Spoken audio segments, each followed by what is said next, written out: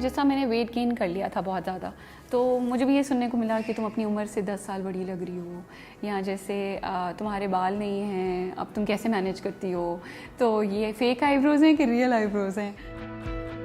लोग एक्सपेक्ट कर रहे होते हैं कि जी आपने जर्नी कंप्लीट कर ली है, ट्रीटमेंट हो गया है, so you are back to routine, मतलब आप अपनी जॉब भी ज्वाइन कर लें वापस और आपकी एनर्जी भी वापस वैसे ही हो जाएगी।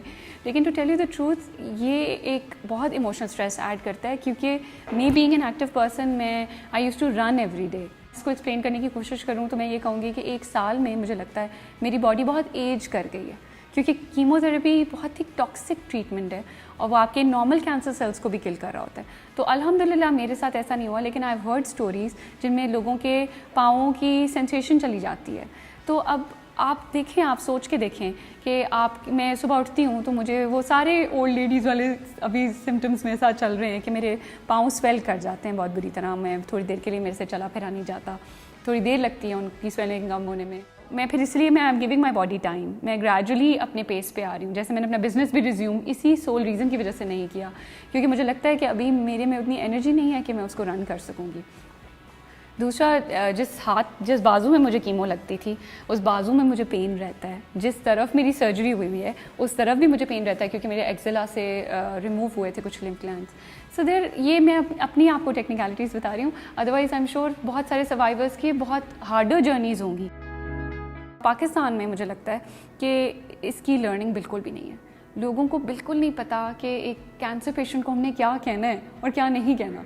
मतलब लोग ऐसी ऐसी बातें करते। मैं अभी एक सेशन पे थी तो एक लड़की शेयर कर रही थी कि उसको यहाँ तक सुनने को मिल गया कि तुम्हारे गुनाहों की सज़ा होगी।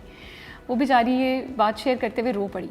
तो मैं आपको बता रही हूँ, क्योंकि आप इतने ट्रॉमे से गुजर रहे होते हो और जब आपको ऐसी कोई बात सुनने को मिले तो आपको उसकी बहुत ज़्यादा तकलीफ़ होती है। मैंने ये करना शुरू किया कि मैंने फेसबुक पर डिफरेंट ग्रुप्स पर, जहाँ पे जो हमारे लेडीज़ ओनली ग्रुप्स बने हुए हैं, तो मैंने उन ग्रुप्स पे जो लेडीज़ ओनली ग्रुप्स थे उन पे अपनी पिक्चर्स और अबाउट माई जर्नी शेयर करना शुरू किया, टू मेक पीपल रियलाइज़ कि कितना इंपॉर्टेंट है कि हम सेल्फ एग्जामिन करें।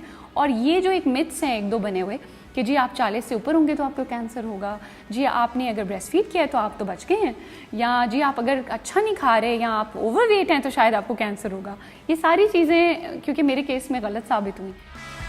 वहाँ पर मुझे एक्चुअली ये आइडिया आया, एक मेंबर ने ही सजेस्ट किया कि मुझे एक ग्रुप बनाना चाहिए जो कैंसर सपोर्ट ग्रुप हो पाकिस्तानी लोगों के लिए, क्योंकि यहाँ अभी तक कोई ऐसा ग्रुप अवेलेबल नहीं था।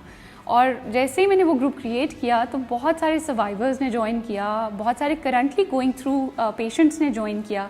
और अब मुझे बहुत अच्छा लगता है कि वो आपस में कनेक्ट कर रहे हैं, वो एक दूसरे से सवाल करते हैं कि तुम्हें भी ये सिम्टम्स होते थे, नहीं होते थे, और फिर उन्हें होप मिलती है। औरतें अपनी स्टोरीज़ को शेयर कर रही हैं, पहली दफ़ा वो कह रही हैं हमने कभी नहीं शेयर किया लेकिन अब हम कर रहे हैं। मैं अपने आप को बिज़ी रखती थी। मेरे पेट्स हैं कुछ जो मुझे दे वर माई सपोर्ट ऑल्सो, मतलब वो मेरे इर्द गिर्द होते थे तो I used to feel good. और मुझे लगता है कि एनिमल्स भी सेंस कर लेते हैं कि हमारा जो ये फैमिली मेम्बर है इज़ गोइंग थ्रू समथिंग।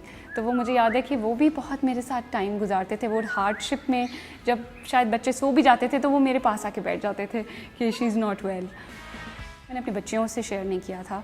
मैंने उनको ये ज़रूर काउंसिल किया था बैठकर कि जी मुझे कुछ हुआ है और हम इससे अब लड़ेंगे एज अ फैमिली, और मुझे इंजेक्शन्स लगेंगे, मेरे बाल उतर जाएंगे और कोई बात नहीं। 2 मिनट के लिए परेशान हो गई, लेकिन मैंने कहा कोई बात नहीं, मैं स्कार्फ्स ले आऊँगी, हम प्यारी सी विग्स लेंगे, we'll try out new wigs.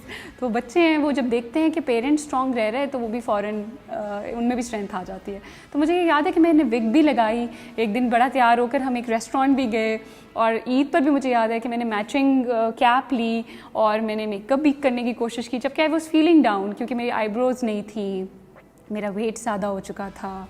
और you don't feel your self ना, मतलब आप मिरर में देखते हो तो आपको लगता है ये तो कोई और ही पर्सन है, लेकिन फिर आपको होप भी आती रहती है। अगर आप ये वही मैं कह रही हूँ ना कि अगर आपका अल्लाह पे बिलीव हो, अगर आपको ये लगे कि उसने अगर मुझे इसमें डाला है तो वो मुझे इसमें से निकालेगा।